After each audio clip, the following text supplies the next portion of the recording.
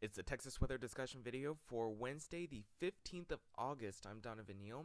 After a week long of rainfall every day, we're starting to finally see some clearing out this morning. We'll be clear for the rest of this weekend, but some rain chances do creep up by the early part of next week. So here's the upper air look across the nation this morning. Drier air feeding into our state as we had moisture surging in for days. That trough lifts to the north, where it's basically affecting parts of much of the Central Plains into the Midwest states. Take a look across the watch warning map. Flash flood watches in effect for that region I mentioned, basically for the eastern two-thirds of Oklahoma, near Fort Smith, just to the northeast of Little Rock, and parts of southern Missouri. But down here in Texas, we remain pretty quiet. On the convective outlooks, we have a marginal risk for severe storms extending into eastern Oklahoma into the Ohio Valley, Mississippi Valley, and then we have a standard risk for severe storms for parts of Nebraska and South Dakota, and we have a marginal risk surrounding that. Day 2, marginal risk for severe storms. Main severe weather risk stays up north, and on day 3, we have a marginal risk for severe storms for much of the Red River extending into the Carolinas. And we have another marginal risk for the northeastern United States. Keep in mind that basically North Texas remains in a green, which means we'll continue to see a risk for at least an isolated storm or two, but no organized severe weather is expected.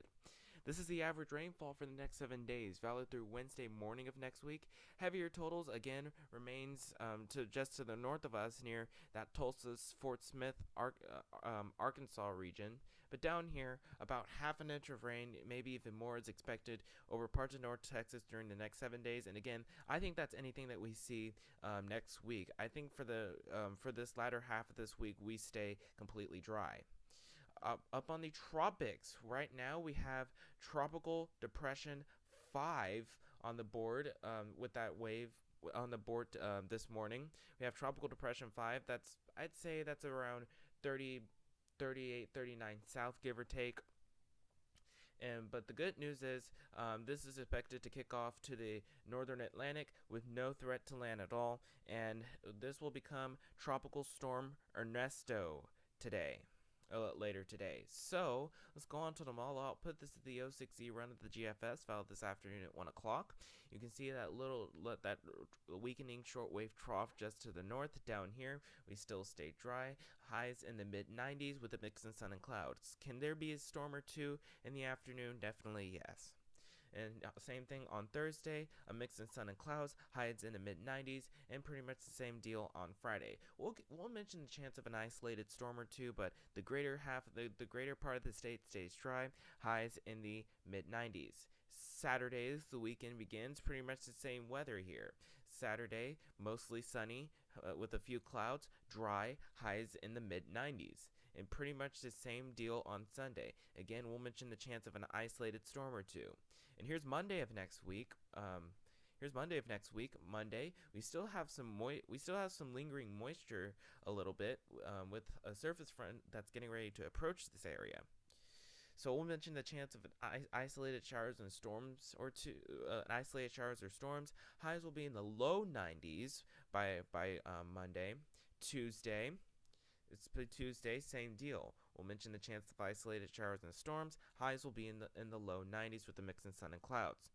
Here's a week from today, Wednesday, the 22nd of August. You can see that trough just to the northeast of us. That ridging over to the east and to the west. Down here. We stay mainly dry. We'll mention the chance of isolated showers or storms during the afternoon hours, but highs will be in the low 90s with a mix of sun and clouds.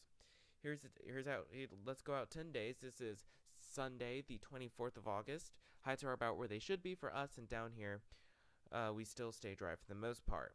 But you can see for the numbers for the next 15 days coming off the GFS ensemble, I do think that the GFS is overdoing the highs for this weekend. I don't think we'll reach the 100-degree mark, but we'll pretty much be in the mid to upper 90s. It clearly depicts the cool down as we head into late August into early September, which is just excellent for this time of the year. That's it for the Texas weather discussion video for today. I'll run it in a blog. Next video here should be posted at around 7 a.m. tomorrow morning. If you can, catch your local TV stations on the air this evening at 4, 5, 6, and 10. Thanks for watching. Have a great day, and Godspeed.